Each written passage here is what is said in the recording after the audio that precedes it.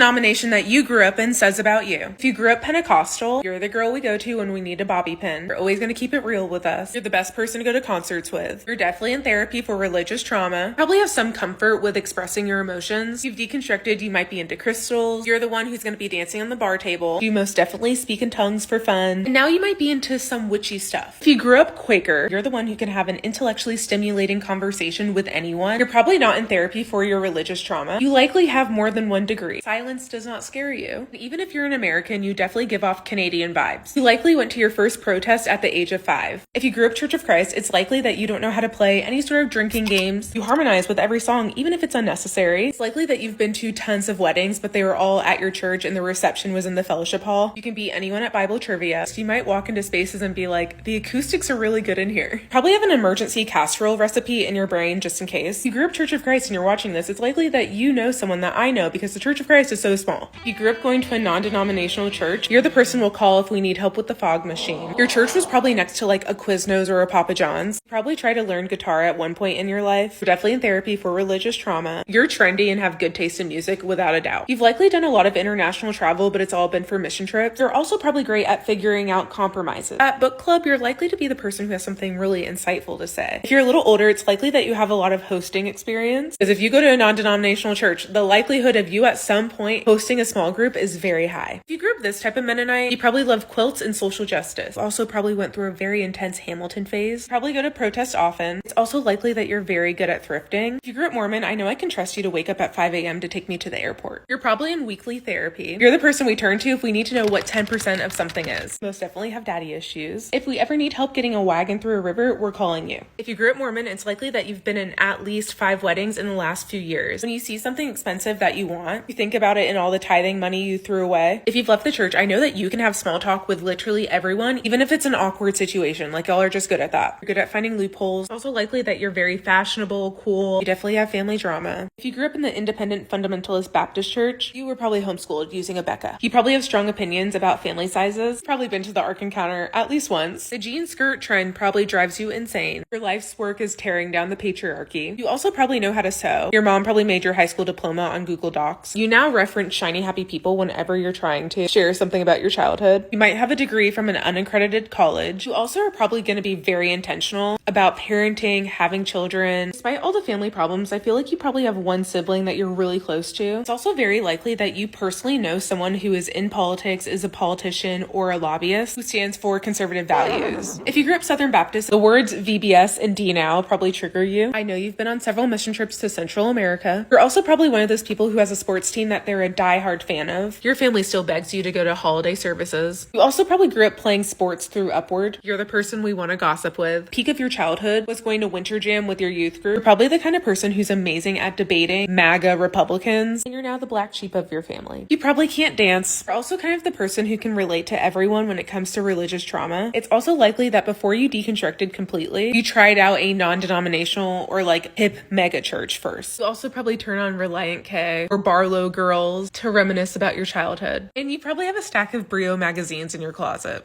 If you grew up in the Unitarian Universalist Church, your parents probably owned a Subaru with a coexist bumper sticker. It's very likely that you live in a gentrified neighborhood. There's a BLM sign in the yard to balance it out. You didn't grow up having to learn the names of all 66 books of the Bible, but unlike the rest of us, you did grow up knowing the anatomically correct names for things. You are in therapy, but it's not for religious trauma. You grew up listening to NPR on the way to school. You went to a public school without a doubt. You probably grew up going to Pride every year, and you're an overbearing plant parent. Likely that you either have a septum piercing, a nose piercing, tattoos, or your hair is like pink or purple. As an adult, you're probably against organized religion altogether. If you grew up going to an apostolic church, you probably can dance, jump, and run in heels. You might be able to do a really good updo. You probably know the best Mexican restaurants in town, might have not had your first kiss until after the age of 18. And you might have modesty panels in every color. You get triggered when you see skirts with leggings underneath. If you grew up Amish, you're probably amazing at volleyball, and you've been to Sarasota, Florida at least once. If you grew up Presbyterian, PCA Presbyterian, you're the person we go to for book recommendations. Bible memory verse cards are probably triggering. mothering. You've probably never seen your dad cry. You're definitely in therapy for religious trauma. If you've deconstructed, you're probably into yoga or meditation. During 2020, your mood might have depended on how well your sourdough starter was doing. You love gentle parenting and Aldi's. You have both mommy and daddy issues. Your Kindle Paperwhite is an extension of your hand. And your partner gets mad at you for always playing devil's advocate. If you grew up in the Episcopal Church, you're likely very warm and welcoming. It's likely that you actually grew up in an evangelical church. You probably use she, her pronouns for God around your evangelical Christian parents just for fun. It's pretty likely you have a Mary Oliver poem somewhere in your house. Even if you usually don't post on social media, on Ash Wednesday, you will post a selfie. You probably dabbled in Catholicism and Judaism before you committed to the Episcopalian Church. One of your favorite books is probably Searching for Sunday. Probably have a couple mini pride flags around your house just in case. It's likely that you're in a mixed faith marriage or you come from a mixed faith family. You're the person we call when we have a faith crisis. Likely that your Myers-Briggs is ISTJ, INTJ, or IFSJ. If you grew up Seventh-day Adventist, you're probably the person who asks the group if there are any food allergies or preferences before you pick a restaurant. The words Youth Rush and Pathfinders probably trigger you. You didn't read Harry Potter or watch Scooby-Doo until after you left the church. It's possible that over the holidays, your parents were talking about how expensive Loma Linda's has gotten with inflation. You probably have some siblings that are still in the church and some that are out of it. You can probably always get a job in sales. Despite all the religious trauma, you're always down for a Big Frank, triples, and every so often you probably make haystacks. If you grew up Methodist, you're probably the kind of person that after any party, you stay and help clean up, even if it's your own party. You definitely went to youth camp every summer. You probably go to therapy, but not for religious trauma. You might be a social chameleon, even to your own detriment. You're the person we go to for a good pot roast. As a kid, your mom might have read a lot of Amish romance novels. Once you and your siblings graduated high school, likely that your parents don't go to church as often. If you grew up Catholic, likely that you're the queen of dissociating. Your first rated R movie was probably The Passion of the Christ. Probably feel guilt tripped even when you're not being guilt tripped. Your high school bully is likely named after a saint. Good chance you're into angel numbers now. You're going to holiday mass no matter what. It's likely that the sensory experience of having a communion wafer stuck to the roof of your mouth probably haunts you. Even though you're no longer a practicing Catholic, your rosary collection is still growing. Despite all the trauma, you think the songs One Bread, One Body, and Eagle Wings still hold up. It's likely that you've been to mass hungover. And if you grew up Catholic, it's likely that you still do the sign of the cross every time you get on an airplane or before your community softball game.